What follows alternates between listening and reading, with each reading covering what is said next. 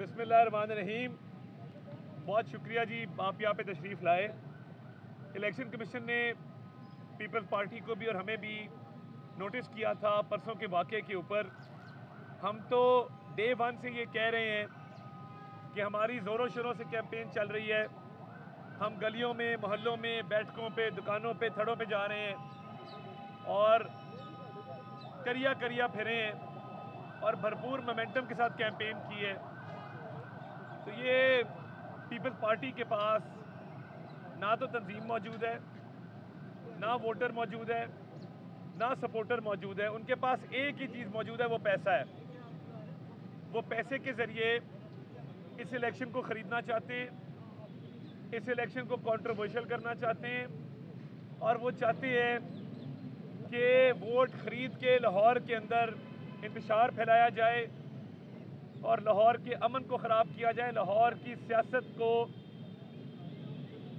आलूदा किया जाए और लाहौर की सियासत पे करप्शन के दाग लगाए जाएं।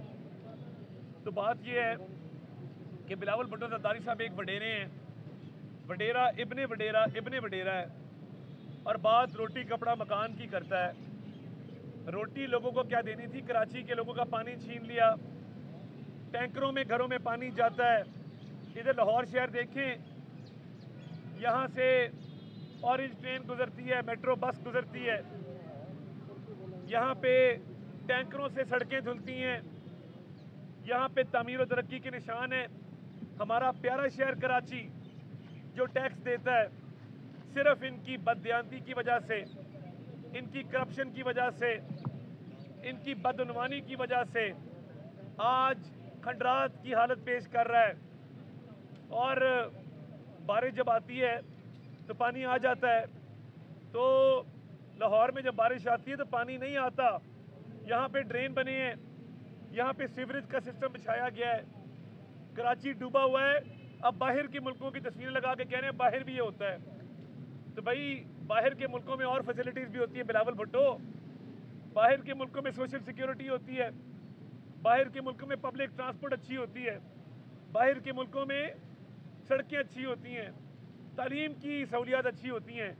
बिलावल भुट्टो की अजीब मंतक है कि जब पानी खड़ा होता है तो बाहर के मुल्कों की मिसाल देते हैं। अपनी एजुकेशन को कंपेयर करो, अपनी हेल्थ को कंपेयर करो। PKLI जैसा एक अस्पताल बता दो जो तुमने सिंध के अंदर बनाया हो। लाहौर आए हो, वेलकम करते हैं, सियासत पे आपका हक है। और असलम गिल साहब मेरे बड़े भाई हैं। इस उम्र में एक नौजवान के नाम बिगाड़ना, आपकी वालिदैन ने आपकी तरबियत ठीक नहीं की।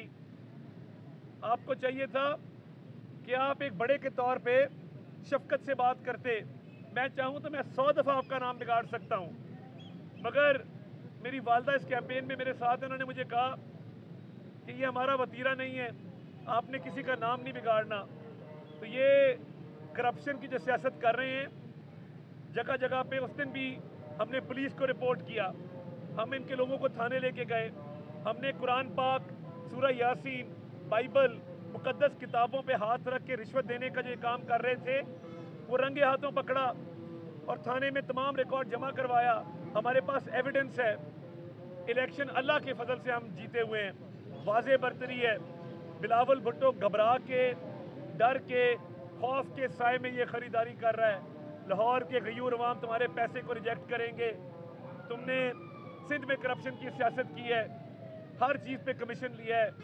मिस्टर 10% से मिस्टर 70% का लक़ब मैं देना चाहता हूँ आपको कि आपने यहाँ पे जो रेट लगाए हैं और जो वोट खरीदने की कोशिश की है, ज़मीर खरीदने की कोशिश की है, आपकी हिकमत अमली कामयाब नहीं होगी। शेर धाड़ेगा, शेर कामयाब होगा और इंशाअल्लाह ताला आपको वाज़े अक्सरियत से हम हराएंगे और आपकी करप्शन की सियासत को दफन करेंगे। लाहौर में नो एंट्री बिलावल साहब, आपको वोटों के जरिए मात देंगे, सपोर्टरों के जरिए मात देंगे।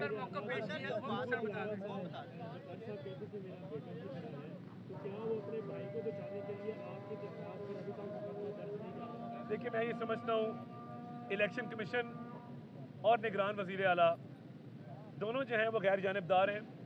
वो न्यूट्रली अपना किरदार अदा कर रहे हैं और मैं इसको सराहता हूँ। इंतज़ामिया पुलिस ने ये रोका नहीं जो वोटों की ख़रीदारी हो रही थी, मगर मैं तशवीश का इजहार किया था, मगर वज़ीर आला और इलेक्शन कमीशन ये न्यूट्रल किरदार अदा कर रहे हैं और मेरी इनको इल्तमास होगी कि न्यूट्रल किरदार अदा करते रहे।